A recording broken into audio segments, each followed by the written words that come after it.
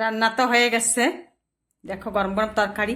চলো বাইরে দিয়ে একটু ঘুরে আসি। দেখো বাইরে কি বর্ষা হচ্ছে। এই যে আমি দাঁড়াইছি, পিছন দিয়ে বাদ যাবে, দেখো বাদ যাচ্ছে। আজ রান্না হবে ডিম বেগুন। তো একরকম বেগুন ছিল না, দুই কালারের বেগুন নিয়ে আমি চলে আসলাম।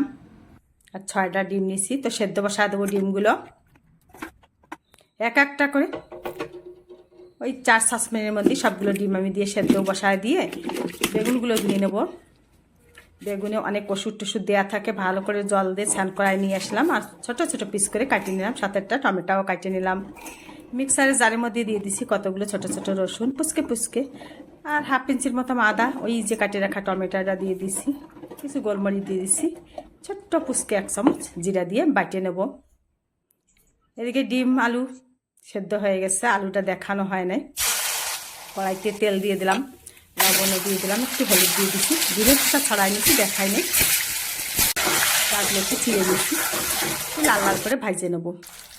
এদিকে ডিমগুলো আমার একটু ভেঙে ভেঙে গেছে, কেন আমি একটু তাড়াতাড়ি ছিলাম, তাই ডিমগুলো একটু কম সেদ্ধ হয়েছিল। তোমরা ভালো করে সেদ্ধ করে নেবো, তাহলে আর কিছু হবে না। আলুও লাল লাল করে ভাজে নামাই নিলাম। ওই তেলের ভিতরে দিয়ে দিচ্ছি পেঁয়াজ কুচি।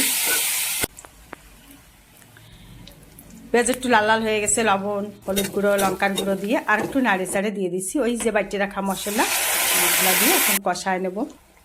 আমি রান্না করতেছি ডিম বেগুন। তোমরা কে কোথা থেকে দেখতেছ নামটা লিখে যাবা। ভালো লাগলে আমার ফেসবুক পেজটাকে ফলো করে দিও, প্লিজ প্লিজ ফলো করে দিও।